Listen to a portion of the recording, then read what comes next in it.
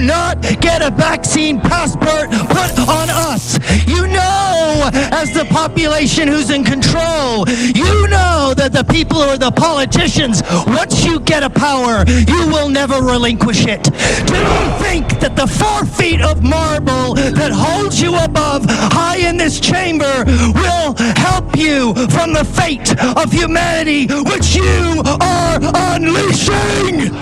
Well, that was a lot. So where do we start? With the people that were erroneously comparing vaccine requirements to Jim Crow laws, or to the new group of people that are now comparing vaccine requirements to the Nuremberg Code? I say we start with the new and then we go with the old. Hello everyone, this is Andre from Chatta Bout once again. Thank you for joining. Please remember to hit that like, share, and subscribe button somewhere on your screen so that you can join my latest postings and stay up to date. Let's talk about this. A lot of people are now comparing vaccine requirements to the Nuremberg Code, and in this video that I shared at the beginning, this guy goes on to wave like 2 sheets of paper with the Nuremberg Code, which I printed. It's actually literally like 10 points. The first thing I want to get out of the way is that the Nuremberg Code specifically denotes ethics on human experimentation for medical purposes and medical research, right? Human experimentation. Now, we can debate all day whether we consider the COVID-19 vaccines as experimental or not. A lot of people go down the rabbit hole of, well, the FDA hasn't approved it yet, but they omit, or a lot of mainstream media has omitted sharing the fact that the FDA, or making emphasis on the fact that the FDA has approved the COVID-19 vaccine under what they call emergency use authorization. Now, on the FDA website, it explains exactly what emergency use authorization is, all the regulatory processes behind emergency use authorization, and how this does not reduce in any way, shape, or form the rigorosity with which medications, or in this case the vaccine, is examined before it is authorized for public use. So that being said, let's go back to the Nuremberg Code. There are 10 points which I encourage anyone to go to the internet and download the Nuremberg Code. I'll click a link to the PDF where I got this document from myself so that you can read it. In each one of the points, it emphasizes that this is specifically with regards to obtaining voluntary consent of the human subject for medical experiments. So let's get into this, shall we? It's 10 points, and I think that we do good in reading them. So let's go over them. Point number 1, the voluntary consent of the human subject is absolutely essential. This means that the person involved should have legal capacity to give consent, should be so situated as to be able to exercise free power of choice without the intervention of any element of force, fraud, deceit, duress, overreaching, or the ulterior form of constraint or coercion, and should have sufficient knowledge and comprehension of the element and the subject matter involved as to enable him to make an understanding and enlightened decision. This latter element requires that before the acceptance of an affirmative decision by the experimental subject, there should be made known to him the nature, duration, and purpose of the experiment, the method and means by which it is being conducted, all inconveniences and hazards reasonably to be expected, and the effect of upon his health, or upon which may possibly come from his participation in the experiment. The duty and responsibility for ascertaining the quality of the consent rests upon each individual who initiates, directs, and engages in the experiment. It is a personal duty and responsibility which may not be delegated to another with impunity. So we see here at least 3 times it is mentioned in this one and first paragraph: participation in the experiment, experiment, experiment. The emphasis in the word experiment is undeniable. This is not talking about a vaccine that has gone through several stages of clinical trials in controlled environments. This is talking about conducting human experimentation. And as far as I'm aware, and I'm sure most of us are aware, we haven't heard that anyone has been coerced or placed under duress to participate in the trials of the vaccine or the experimentation of the vaccine while it was being developed, and tested. Now we are talking about something that has been tried, tested, which results are being proven to be effective in preventing in large numbers the spread, in preventing people that have taken the vaccine from becoming sick to the point of hospitalization, and in 99% of the cases, preventing death. This alone, for me, takes it out of the experimental phase of things. So this document is to clarify what the ethical responsibilities of scientists are when conducting experimentation on human beings. Let's go to point number 2. The experiment should be such as to yield fruitful result for the good of society, unprocurable by other methods or means of study, and not random and unnecessary in nature. There was a pandemic going on. I think that justifies the means and studies of the experiment when the vaccine was in trial stages.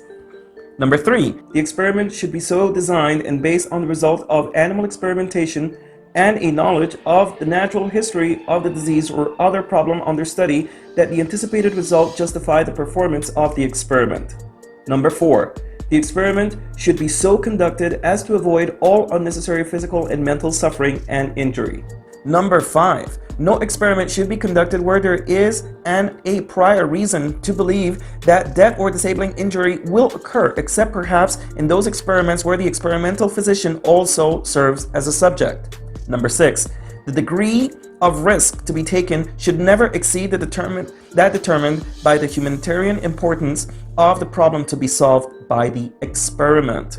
Number 7, proper preparation should be made and adequate facilities provided to protect the experimental subject against even remote possibility of injury, disability, or death. Number 8, the experiment should be conducted only by scientifically qualified persons. The highest degree of skill and care should be required through all stages of the experiment of those who conduct or engage in the experiment.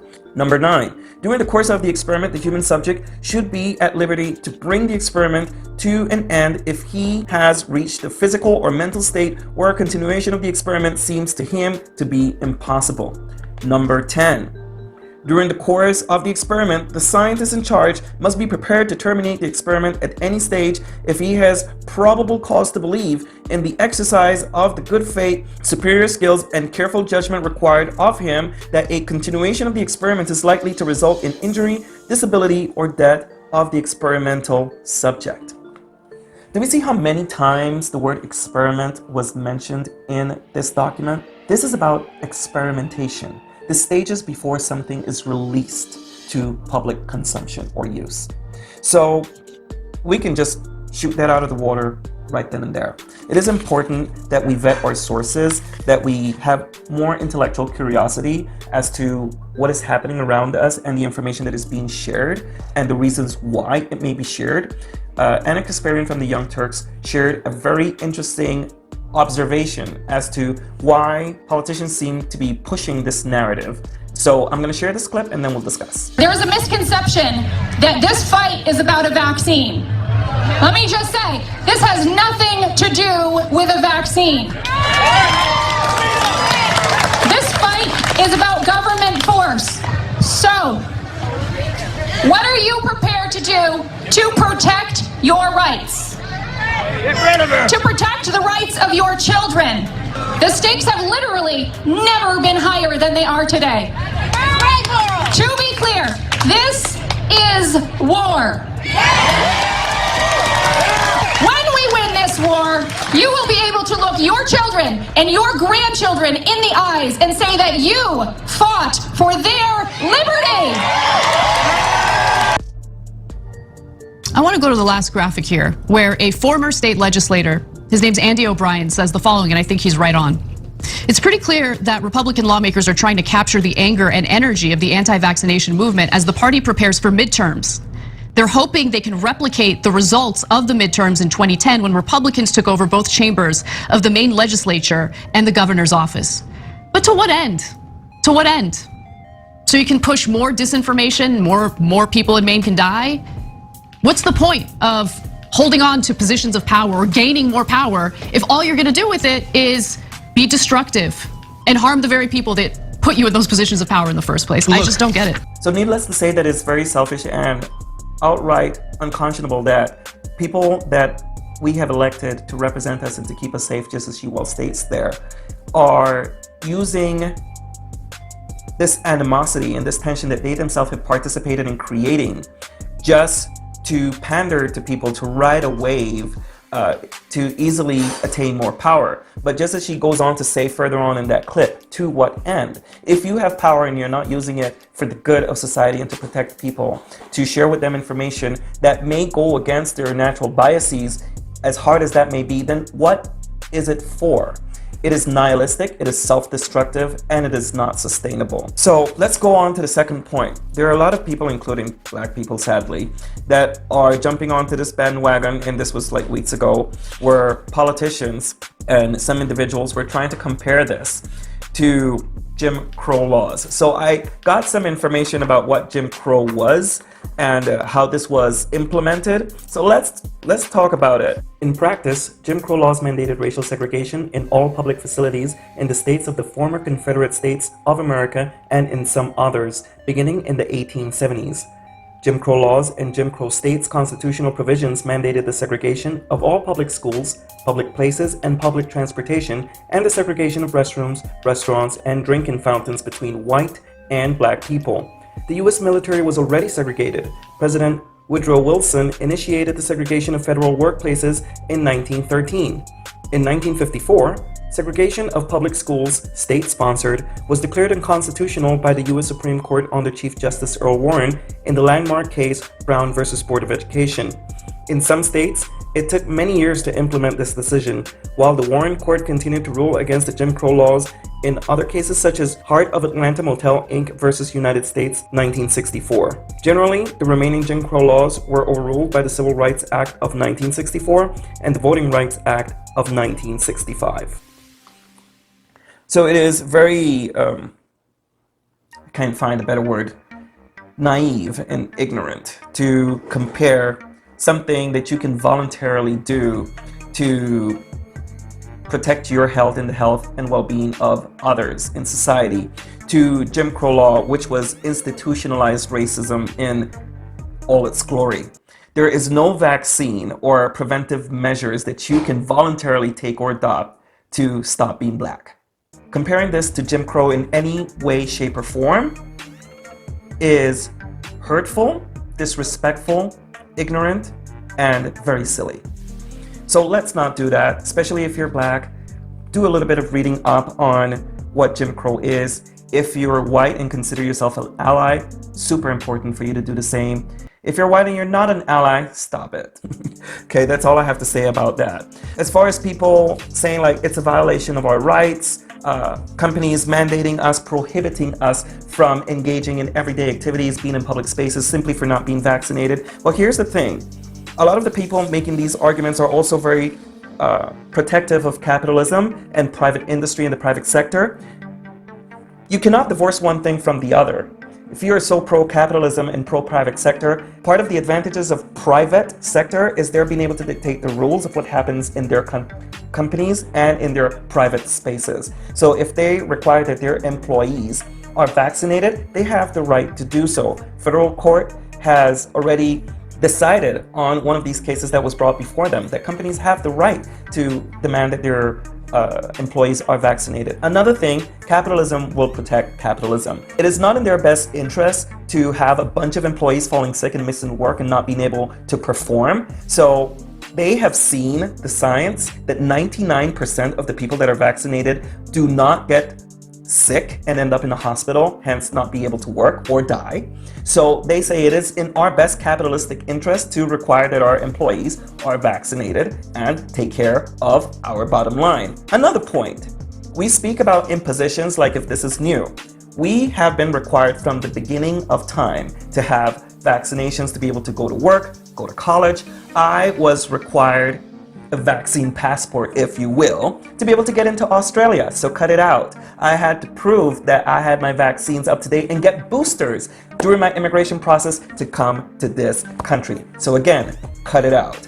We are required to drive within a speed limit to protect everyone else on the road, and sorry to say so, ourselves. We are required to wear a seatbelt in our private vehicles that we are paying for, right? To protect ourselves from ending up on the pavement if we end up in an accident. We are required to do a lot of things for public safety.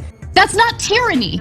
It's called public health. It's not about an individual. It's about the general public and keeping the public safe. There is a price to pay when you live in a community and a society. And I know it is a concept that isn't amply shared, and I know it isn't something that is emphasized, but regardless of where it is coming from, this attitude of freedom, freedom, freedom, me first is coming from, that is an entirely different video that I'll be happy to engage in a conversation further down the line. But right now, it is important to understand that our freedoms come with responsibilities. I get it. We're all at a point of fatigue. We all want to just have this stop.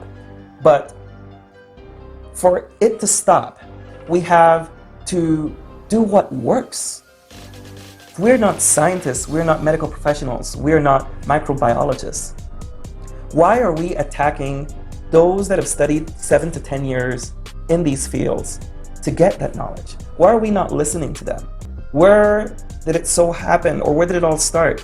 Where we're showing up at the houses of these public health officials to threaten them? Where did it all start that we're not believing people that have dedicated their lives to understanding these things, that we have no time, the ability, or the experience, or the studies and the know-how to understand ourselves? And if we want to get back to normal, it is in our best interest that if we have valid and legitimate concerns and questions, just as I said at the beginning of this video, let's talk to the people that are qualified to enlighten us, to appease those doubts, to put us in a better position to make an informed decision. So not only does the Nuremberg Code emphasize about medical experimentation on human subjects, but it also amply emphasizes the importance that regardless of our medical our reason to be involved in whether it is the trial stages or actively taking medication to treat something that we are ailing from after it's been approved, that we should make informed decisions, that we should be able to consult professionals and have access to the information. So let's do that. Let's get past this. Let's do whatever we feel we need to do to find out, not jumping on any passionate bandwagons that will prolong this unnecessarily. Okay? Because I'm sure that you, me, everyone and their brother wants to get over this as soon as possible so that we can truly get back to what we used to call normal.